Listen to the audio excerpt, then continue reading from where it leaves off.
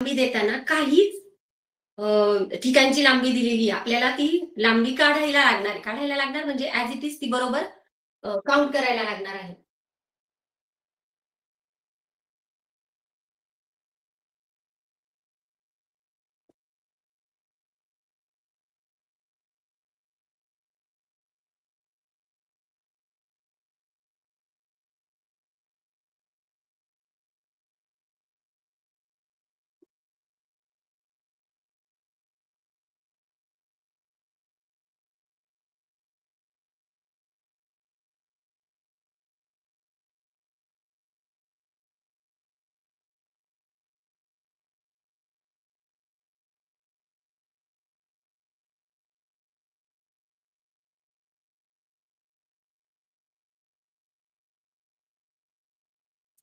बघा, आपल्याला इथली 2 सेंटीमीटर लांबी दिलेली आहे. पण इथली 6 दिली, पण इथे इथल्या बाजूची आपल्याला लांबी दिलेली नाही. तर ती 4 सेंटीमीटर येते. इथली 4 आहे. हा निम्मा भाग आहे. म्हणजे इथली 2 सेंटीमीटर येते. इथं 2 सेंटीमीटर लांबी दिलेली नाहीये. इथली दिलेली नाहीये 2 सेंटीमीटर लांबी. ही लांबी आपल्याला काढून घ्यायची असते. ते सोपं असतं खूप. फक्त आपण घाईमध्ये प्रश्न सोडवायच्या घाईमध्ये आपण काय करतो त्याच्याकडे लक्ष देत नाही. आणि आता ह्या सर्वांची आपण बेरीज केली, तर ती 2 अधिक 6 8, 10 अधिक 4 14, 2 16, 2 18, 20, 22, 24, 26, 28, 34 आणि हे 2 36 सेंटीमीटर. उत्तराचा पर्याय आहे 36 सेंटीमीटर.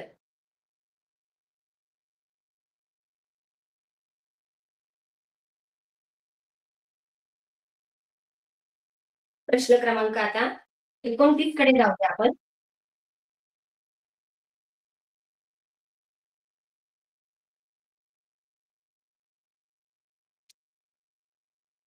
बघा, प्रश्न पहिले वाचते मी. दिलीपने 35,900 रुपयाला एक मोटारसायकल खरेदी केली. तिच्या दुरुस्तीसाठी 3,780 रुपये खर्च केला. काही दिवसांनी दिलीपने ती मोटारसायकल 40,750 रुपयाला विकली. तर त्याला या व्यवहारात किती नफा झाला? तर आपल्याला ह्या उदाहरणामध्ये नफा विचारलाय. मुलांनो, ज्यावेळी आपण एखादी वस्तू खरेदी करतो, तिच्या दुरुस्तीसाठी, रंगकामासाठी, तिला आपल्या घरापर्यंत आणण्यासाठी जो काही खर्च केला जातो, खरेदी किमतीमध्ये ॲड करायचा असतो. ते सगळं मिळून खरेदी किंमत बनत असते. तर बघा,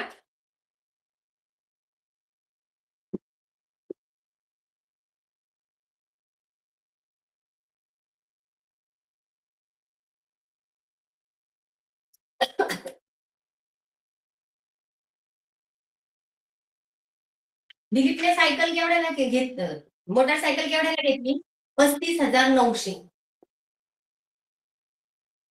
काही दिवसांनी तिच्या दुरुस्तीसाठी त्याने 3,780 रुपये खर्च केला. ही झाली त्या सायकलची पूर्ण खरेदी किंमत.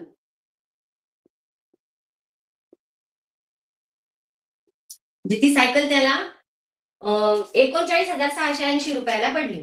त्याने ती सायकल नंतर 40,750 रुपयांना विकली. मग आपण नफा कसा काढतो? नफ्याचं सूत्र आहे विक्री किंमत वजा खरेदी किंमत बरोबर नफा. तर आता विकली म्हणजे विक्री किंमत आणि 39,680 ला त्याने खरेदी केली होती. मग इथं आपल्याला त्याच्यातला फरक काढायचा म्हणजे वजाबाकी करायची.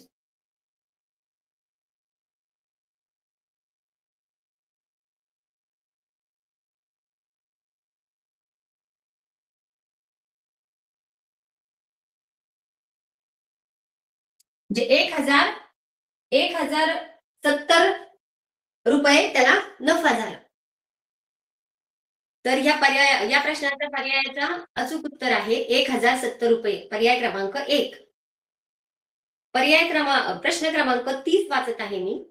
एका स्वस्त धान्याच्या दुकानात 85 पोती गहू, 50 पोती तांदूळ, 15 पोती तुरडाळ विक्रीसाठी आली. जर प्रत्येक पोत्यात 40 किलोग्रॅम धान्य असेल, तर त्या स्वस्त धान्याच्या दुकानात एकूण किती किलोग्रॅम धान्य विक्रीसाठी आले? तर बघा, प्रत्येक पोत्यामध्ये किती धान्य आहे? 40 किलो. मग आपण पहिले 85 गुणिले 40 हा गुणाकार करायचा. त्याचं उत्तर बघा किती येतं? 3400. त्यानंतर 50 पोती तांदळाची आली. प्रत्येक पोत्यात 40 याप्रमाणे 50 गुणिले 40 हा गुणाकार केला तर 2000 किलोग्रॅम तिथं तांदूळ आहे. त्यानंतर 15 पोती तूर डाळीची आलेली आहेत. मग प्रत्येक पोत्यामध्ये 40 किलोग्रॅम याप्रमाणे 15 गुणिले 40 हा गुणाकार केला तर 600 किलोग्रॅम तूर डाळ आलेली आहे. तर त्या स्वस्त धान्याच्या दुकानात एकूण किती धान्य आहे? 3400 अधिक 2000 अधिक 600 याची जर बेरीज केली तर उत्तर येतं 6000 किलोग्रॅम धान्य त्या स्वस्त धान्य दुकानामध्ये आहे. याचा अचूक उत्तराचा पर्याय क्रमांक आहे पर्याय क्रमांक 3. हे सोपं गणित आहे. हे तुम्हाला सर्वांना पटकन सोडवता येईल. पर्याय आता प्रश्न क्रमांक 31. खालील अपूर्णांकांच्या जोड्यामधील चौकटी च्यापेक्षा जास्त, च्यापेक्षा कमी किंवा बरोबर यापैकी कोणती चिन्ह योग्य ठरतील? तर आपण हे गणित आता करून बघूया.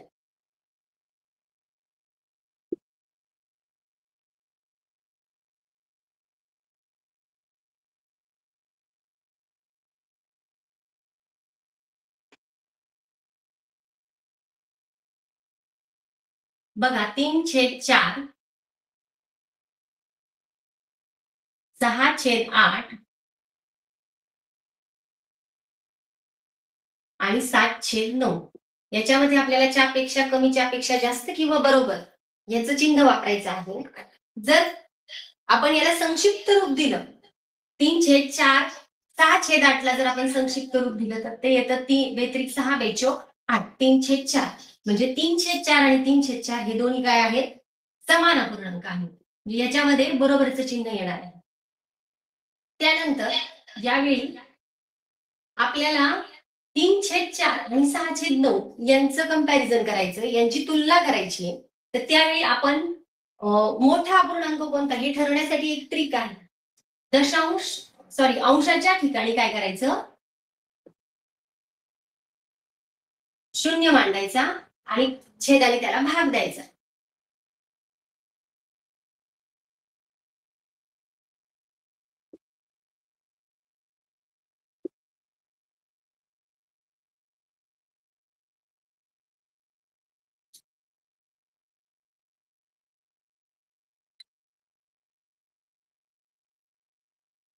ते 7.7 याचा भाग जातो. म्हणजे नक्कीच 3/4 पेक्षा 7/9 काय आहे? मोठा आहे. पर्याय या 31 प्रश्नाचा अचूक पर्यायाचा क्रमांक आहे पर्याय क्रमांक 4.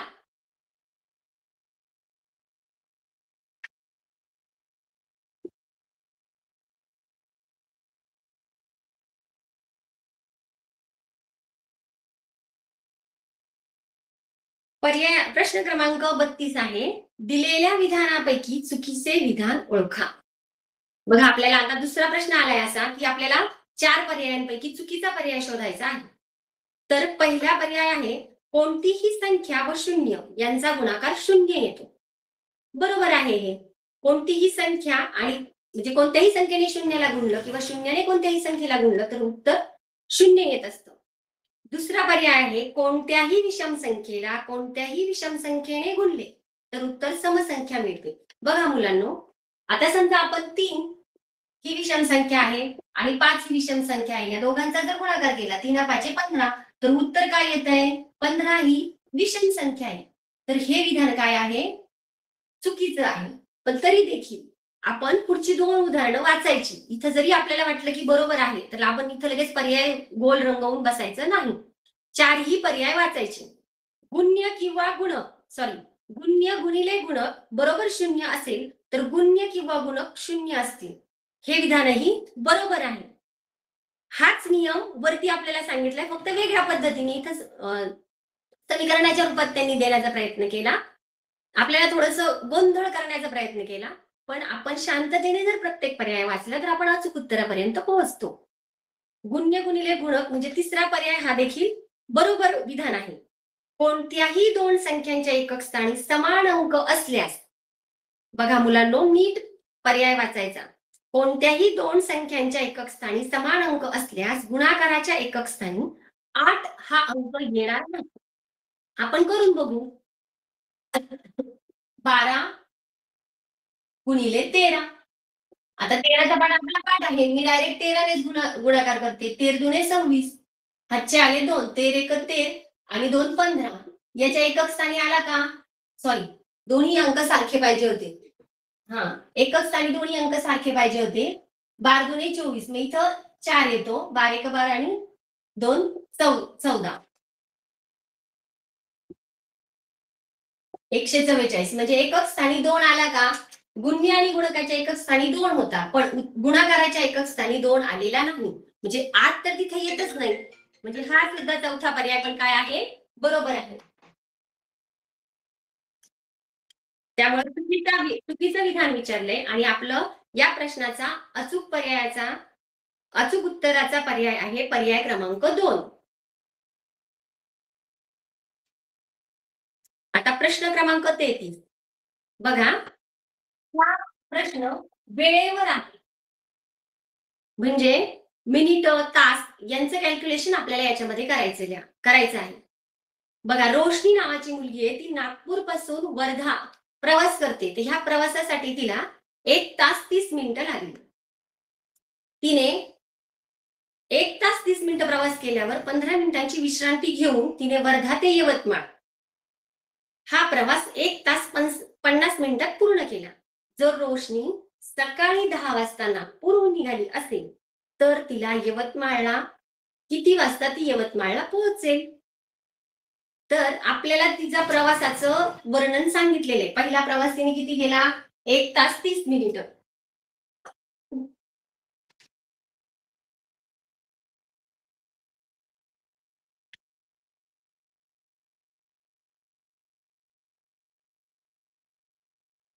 पहिला प्रवास तिने 1 तास 30 मिनिटं केला.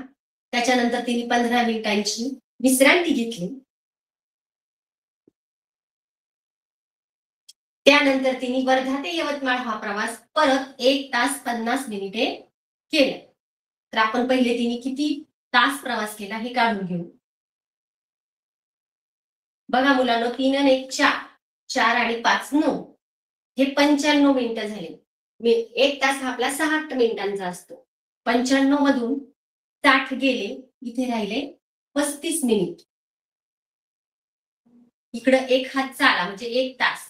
1 2 आणि 3 म्हणजे तिने एकूण किती तास प्रवास केला? 3 तास 35 मिनिटं प्रवास केला.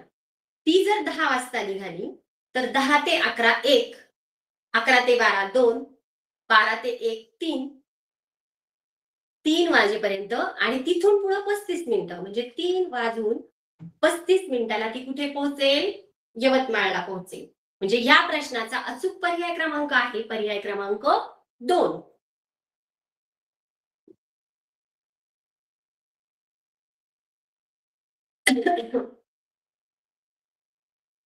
बघा, आता 34वा प्रश्न आहे. तो आहे आपला क्षेत्रफळावर. नेहमी लक्षात ठेवायचं, ज्यावेळी आपल्याला एखाद्या खोलीला किंवा मैदानाला फरच्या बसवायच्या असतील किंवा एखाद्या खोलीला रंग द्यायचा असेल, तर आपल्याला त्या भागाचं क्षेत्रफळ काढावं लागतं. आणि जर आपल्याला एखाद्या मैदानाला फेऱ्या मारायच्या असतील, कुंपण करायचं असेल, तर आपल्याला परिमिती काढावी लागते. तर ह्या प्रश्नामध्ये एका चित्रकृती भिंतीला रंग देण्यासाठी 45 रुपये प्रति चौरस मीटर दराने 2700 रुपये मजुरी द्यावी लागते. जर भिंतीची लांबी 15 मीटर असल्यास त्या भिंतीची रुंदी किती मीटर असेल? तर आता याच्यासाठी आपण एक ट्रिक करू, की आपल्याला डायरेक्ट खर्च दिलेला आहे. आपल्याला क्षेत्रफळही दिलेले नाही. आता इथं आपल्याला आयताकृती भिंत आहे, म्हणजे त्या भिंतीची लांबी रुंदी आपल्याला रुंदी विचारलेली आहे, लांबी दिलेली आहे आणि क्षेत्रफळ आपल्याला काढून मग आपल्याला रुंदी काढता येईल. तर आपल्याला दिलाय काय? एकूण खर्च. तर आपण काय करायचं? 2700 भागिले 45 केलं, की आपल्याला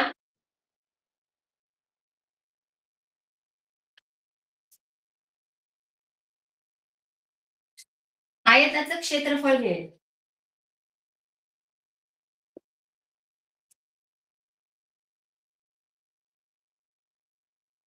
आयताचं क्षेत्रफळ आलं 60 मीटर. 60 बरोबर आयताचं क्षेत्रफळ आहे लांबी गुणिले रुंदी.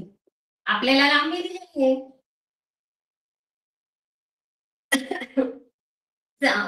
लांबी किती दिलेली आहे आपल्याला? 15 मीटर. रुंदी रुंदी र बरोबर 60 भागिले 15. 15 एक 15, 15 चौक 60. म्हणजे रुंदी किती आली? 4 मीटर. या प्रश्नाचा अचूक पर्याय क्रमांक आहे 4 मीटर. पर्याय क्रमांक 4.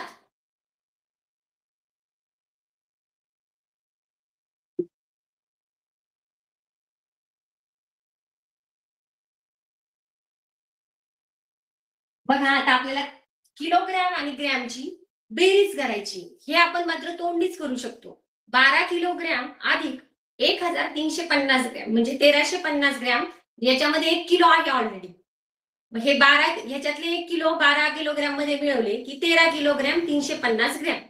पण इथं फसवे पर्याय दिलेले आहेत. 1362 तर चुकीचं आहे, कट.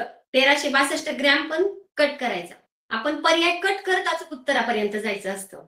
आणि इथं मात्र 2 पर्याय उरले 3 आणि 4. त्याच्यामध्ये 13.350 किलोग्रॅम दिले आणि 13.350 ग्रॅम दिले. याच्यात मुलांची सहसा खूप सोपं उदाहरण असूनही चुकू शकतात. मग इथं आपण त्याचं जे एकक वापरले ते पाहिजे. आपल्याला वरती किलोग्रॅम आणि ग्रॅम दिले म्हणजे आपल्याला एकूण उत्तर कशात काढायचे? किलोग्रॅम मध्ये काढायचे. म्हणजे ह्या प्रश्नाचा अचूक उत्तराचा पर्याय आहे 13.350 किलोग्रॅम. पर्याय क्रमांक 3. आता 36 नंबरचा प्रश्न आहे. योगेशला बँकेतील ठेवीवर 72 रुपये 5 पैसे व्याज मिळाले. तर ही संख्या दशांश पद्धतीत कशा प्रकारे लिहिता येईल? बऱ्याच मुलांचा काय होतं, दशांश पद्धतीत लिहिताना पर्यायात उत्तर घाईच्या याच्यामध्ये परीक्षेच्या याच्यात बर्डन घेऊन जर आपण घाई मला माझा वेळ पुरला पाहिजे असं केलं तर आपण सोपे सोपे प्रश्न चुकवतो. अशा वेळी आपण शांत मनाने विचार करून 72 आणि 5 पैसे म्हटले. 2 अंकी नाहीये हे. 5 पैसे हे 1 अंकी येणार आहे. म्हणजे आपल्याला तिथं 1 अंक लिहिताना नेहमी काय करायचं असतं? 0.5 हे एकदम सोपं आहे. 72.05 रुपये. म्हणजे ह्या प्रश्नाचा अचूक उत्तर आहे पर्याय क्रमांक 1. आता पुढील प्रश्न घेऊया 37 नंबरचा. एका व्यापाऱ्याने 2500 प्रति क्विंटल दराने गव्हाचे 300 पोती घेतली. म्हणजे 2500 रुपयाला एक अशा प्रकारे त्याने काय केलं? 300 पोते घेतले गव्हाचे. अतिवृष्टीमुळे त्यापैकी 70 पोते काय झाले? खराब झाले. धान्य खराब झाले. उर्वरित गव्हाची पोती त्याने 2700 रुपये प्रति क्विंटल दराने विकली. तर त्याला या व्यवहारात नफा झाला की तोटा आणि तो किती झाला? हे काढायचंय आपल्याला. आपल्याला फक्त नफा किती झाला किंवा तोटा किती झाला एवढंच विचारलंय. आता बघा मुलांनो, ज्यावेळी आपल्याला एखादं नुकसान होतं एखादी वस्तू खरेदी केल्यानंतर, तर ते नुकसान आपण म्हणजे ते पोते आपल्याला धरायचे नाहीयेत आता. म्हणजे त्याने 300 पोते खरेदी केले. पण त्याच्यातले 70 पोते खराब झाले. म्हणजे राहिले किती? 230च पोते राहिले. आणि 230 पोते विकले 2700 रुपयांना एक. अशा प्रकारे त्याने 230 पोते विकले. तर त्याला 300 पोते घेण्यासाठी खर्च आला होता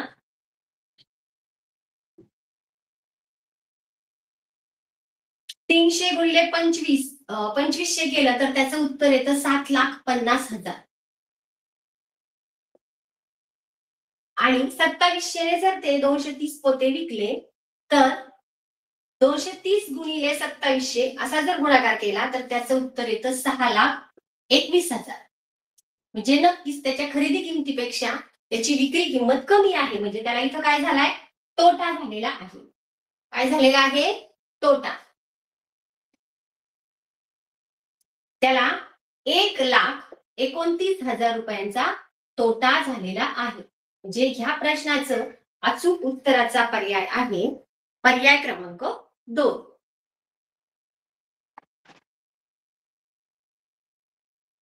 प्रश्न क्रमांक 38.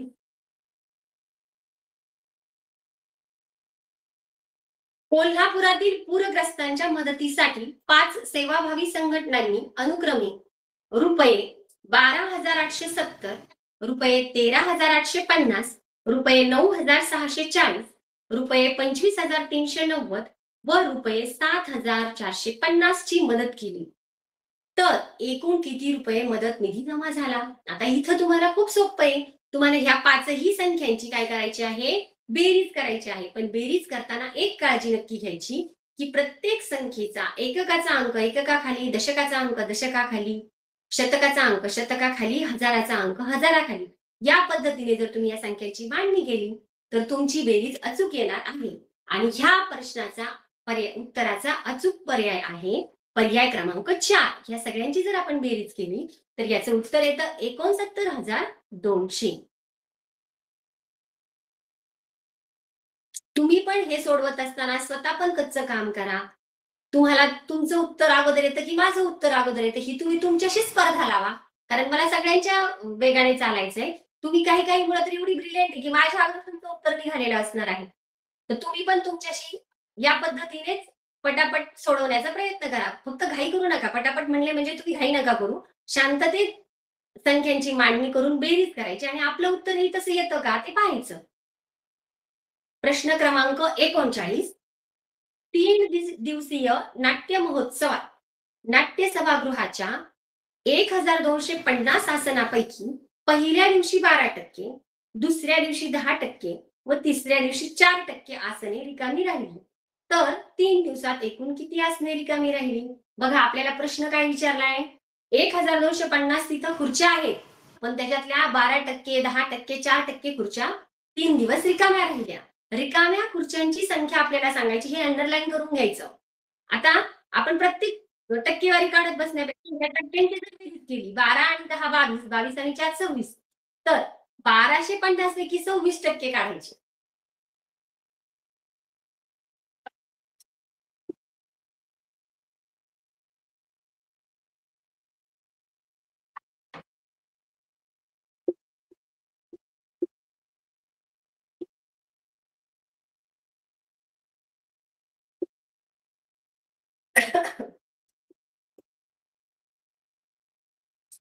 एक बे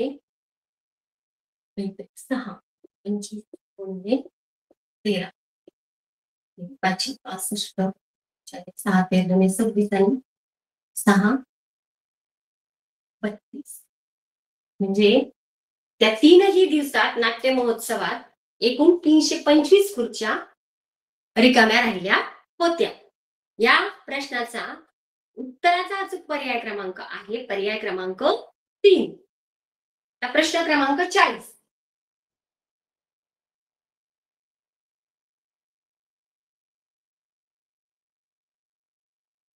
बघा 15 मार्चला सोमवार आहे, तर त्या महिन्यात कोणता वार 5 वेळा येईल?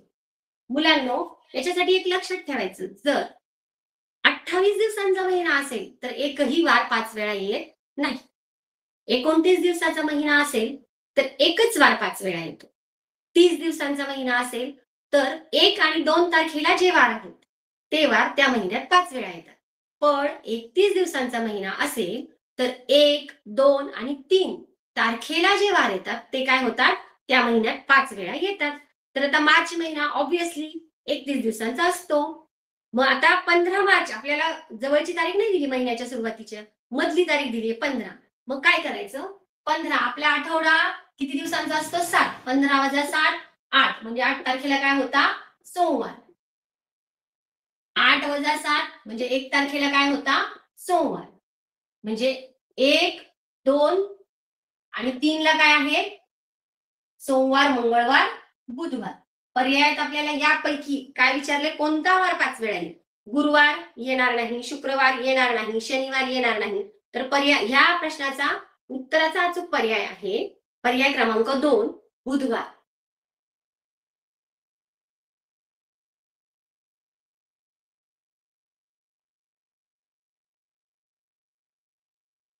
प्रश्न क्रमांक 41 आहे. एका वर्तुळाची त्रिज्या 7/2 सेंटीमीटर आहे. बघा त्रिज्येचं माप काय आहे? 7/2 सेंटीमीटर. तर त्याचा व्यास किती सेंटीमीटर आहे? 7/2 चं जर आपण दशांश चिन्हात रूपांतर केलं तर ते येतं 3.5. त्रिज्या म्हणजे 2 गुणिले सॉरी व्यास म्हणजे 2 गुणिले त्रिज्या.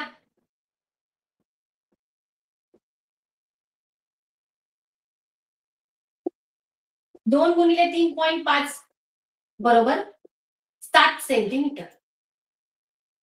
ह्या प्रश्नाचा उत्तराचा अचूक पर्याय आहे पर्याय क्रमांक 4.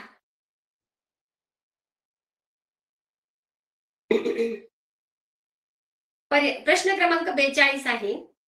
78,312, 135, 78,351, 78,531 या संख्या उतरत्या क्रमाने लावल्यास त्यातील पहिली व उजवीकडून तिसरी असणाऱ्या संख्येची बेरीज करा.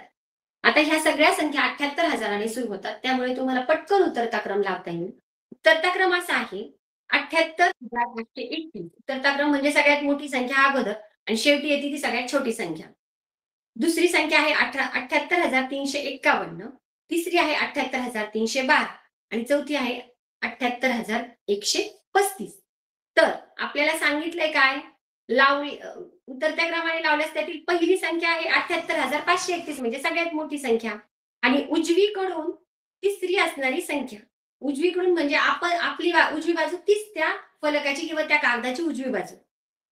मग तिसरी संख्या आहे 78,351. या दोन संख्यांची बेरीज केली तर उत्तर येतं 1,56,882. या प्रश्नाचा उत्तराचा अचूक पर्याय आहे पर्याय क्रमांक 1.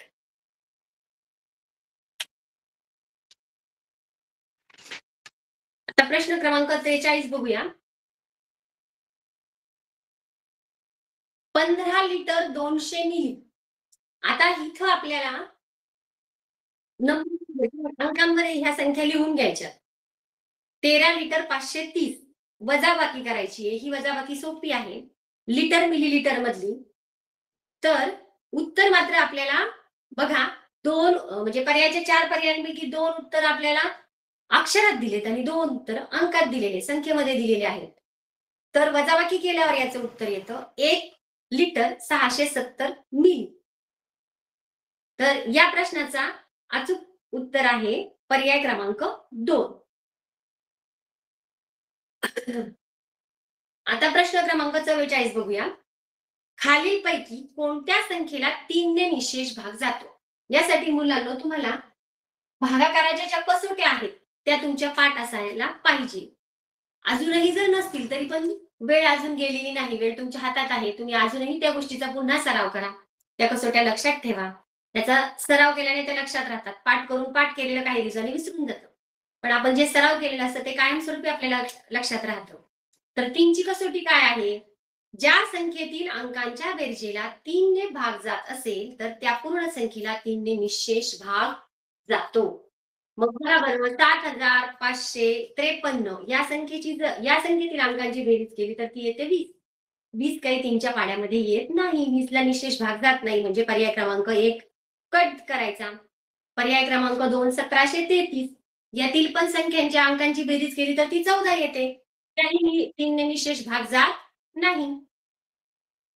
पर्याय क्रमांक 3 याची मात्र बेरीज किती येते पहा. 2 आणि 3 5, 5 आणि 5 10 आणि 2 12. 12ला 3 ने निशेष भाग जातो. म्हणजे आपल्या या प्रश्नाचा अचूक उत्तर आहे पर्याय क्रमांक 3. तरी आपण चौथा पर्याय बघूया. 9,851 याच्या अंकांची बेरीज येते 23. 23ला निशेष भाग जात नाही 3 ने. त्यामुळं आपल्या उत्तराचा पर्याय क्रमांक आहे पर्याय क्रमांक 3. आता प्रश्न क्रमांक 45 बघूया.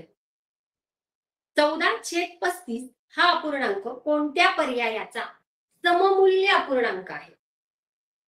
बघा हा. आता आपल्याला आणि खाली पर्यायात दिलेले सगळे काय आहेत? वजाबाकी बेरीज दिलेली आहे. पण तिथं सगळ्यांचा छेद समान आहे. आपल्याला पटकन बेरीज वजाबाकी करता येते. पहिल्या पर्यायाची जर आपण वजाबाकी केली तर त्याचं उत्तर येते 1/5. आपण 14/35ला जर संक्षिप्त रूप दिलं तर त्याचं उत्तर येतं 2/5. मग आपल्याला असा पर्याय शोधायचा की ज्याचं उत्तर 2/5 येणार आहे. पर्याय क्रमांक 2 मध्ये 8 वजा 6 केलं तर 2/5 उत्तर येतं. पर्याय क्रमांक 3 मध्ये 4/5 अधिक 3/5 याचं उत्तर येतं 7/5 आणि पर्याय क्रमांक 4 5/7 अधिक 2/7 याचं उत्तर येतं 7/7 म्हणजे बरोबर 1 पूर्ण 1. मग आपल्या या 45व्या प्रश्नाचा उत्तराचा अचूक पर्याय आहे पर्याय क्रमांक 2.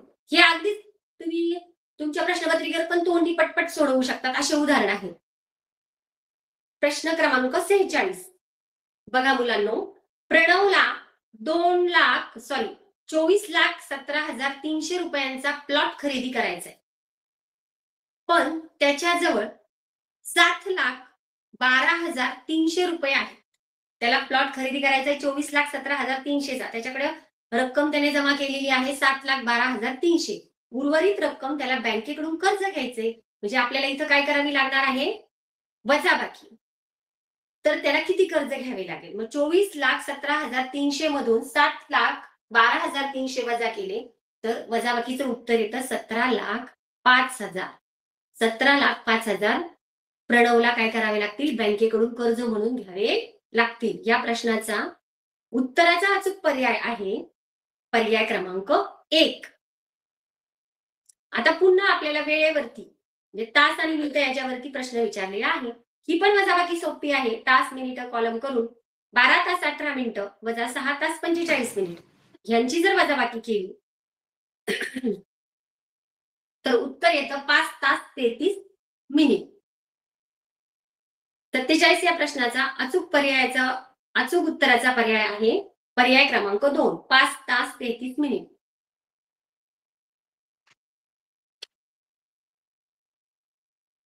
48 नंबरचा प्रश्न आहे 90च्या सर्व विभाजकांची बेरीज किती? बघा मुलांनो, असे प्रश्न हे करताना घाई करायची नाही. आता आपण पहिले आपले पाढे 30 पर्यंत तर पाठ असायला पाहिजे, पण बऱ्याच मुलांची 20 पर्यंत तरी आळवळ होतात. तर आपण पहिले 10 पर्यंत आपण विभाजक शोधूया. तर 90चा पहिला विभाजक आहे 1.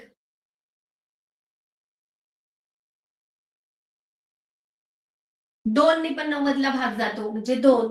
निशेष भाग जातो 3. 3 च्या नंतर 5, 6, 9 आणि 10. पण पुढचे जर आपल्या लक्षात येत नसतील 90 पर्यंत तर काय करायचं?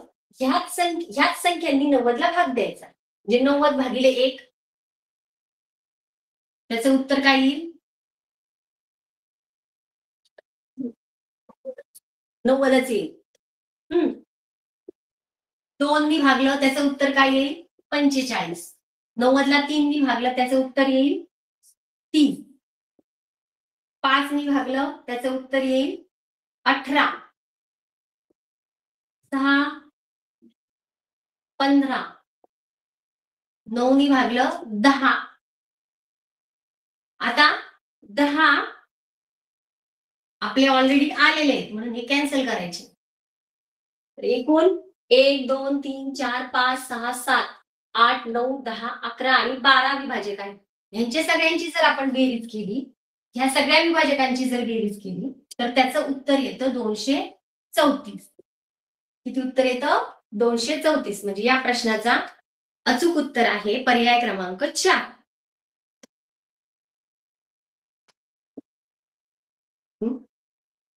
हा ठीक आहे ना. आता बघा 49 नंबरचा प्रश्न आहे दिलेले अपूर्णांक चढत्या क्रमाने मांडल्यास शेवटून दुसऱ्या अपूर्णांकाची दुप्पट किती? बघा मुलांनो, इथं सगळ्या अपूर्णांकाचा अंश सारखा आहे आणि छेद वेगळा आहे. तर आपला अपूर्णांकाचा नियम कायमस्वरूपी लक्षात ठेवायचा. जर अंश समान असेल तर ज्या अपूर्णांकाचा छेद छोटा तो अपूर्णांक मोठा आणि ज्या अपूर्णांकाचा छेद छोटा तो अपूर्णांक मोठा आणि ज्या अपूर्णांकाचा छेद मोठा तो अपूर्णांक छोटा. तर त्या पद्धतीने आपण याचा काय करायचा? चढता क्रम लावून घेऊ.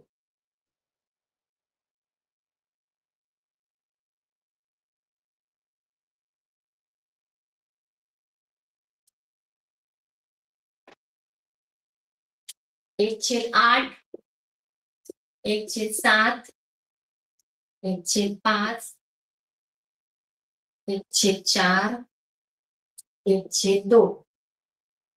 तर आपल्याला विचारलंय काय, शेवटून दुसऱ्या अपूर्णांकाची दुप्पट. शेवटून दुसऱ्या अपूर्णांकाची दुप्पट 1/4 ची दुप्पट काय होते, 2/4. म्हणजे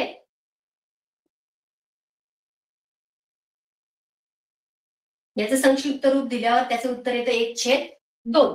ह्या प्रश्नाचा उत्तराचा अचूक पर्याय आहे पर्याय क्रमांक 3, 1/2.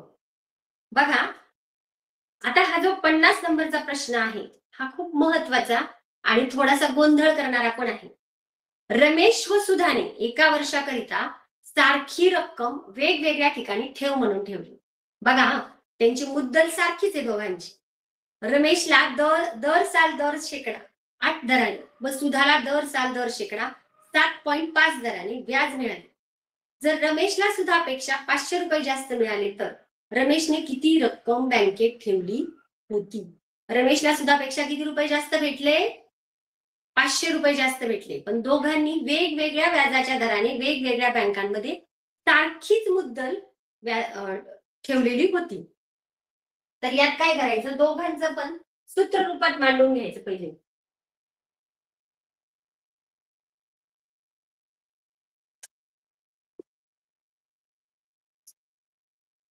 P गुणिले R गुणिले N छेद 100 रमेश आणि सुधा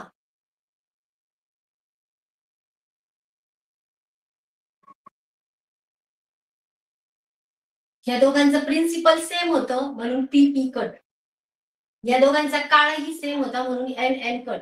रेट ऑफ इंटरेस्ट म्हणजे दोघांचा व्याजाचा दर वेगवेगळा होता. रमेशचा होता 8/100 बरोबर, सुधाचा होता 7.5/100. आता आपण ह्याचं समीकरण रूपात जर मांडणी केली,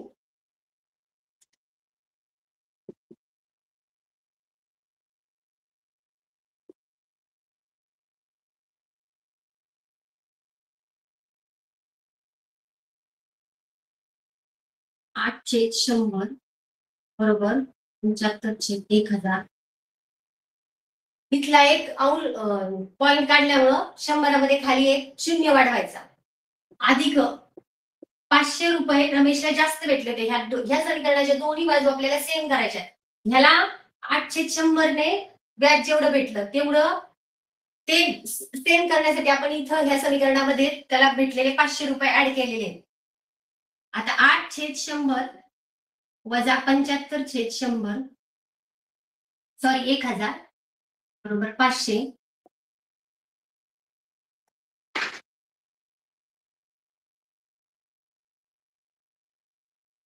शून्य पॉइंट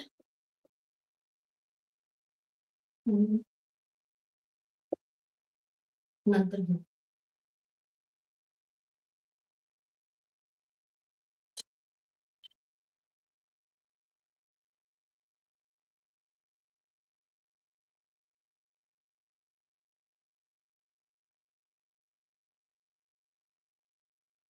पाच छेद 100 बरोबर 5/1000 बरोबर 500.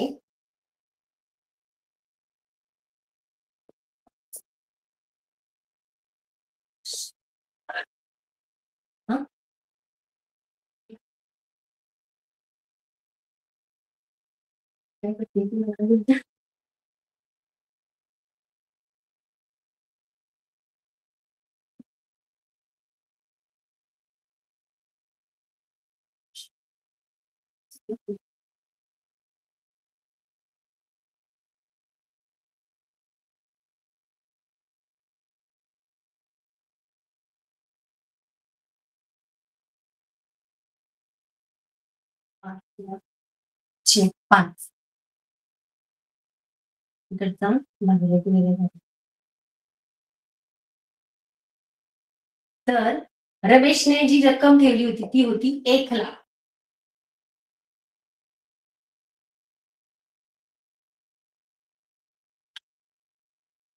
तर या प्रश्नाचा अचूक पर्यायाचा क्रमांक आहे पर्याय क्रमांक 1. रमेशने 1,00,000 रुपये ठेवले होते आणि सुधाने देखील 1,00,000 रुपये ठेवले होते आणि त्या दोघांनाही वेगवेगळ्या दराने पैसे ठेवण्यात आले, त्यामुळे रमेशला सुधापेक्षा 500 रुपये व्याज जास्त मिळालं. तर आज आपण या प्रश्नपत्रिकेतील 50 प्रश्नापर्यंत उत्तरं काढलेली आहेत. आता आपण उद्याच्या तासाला 51 ते 75 पर्यंत प्रश्नांची उत्तरं काढूया. थँक्यू.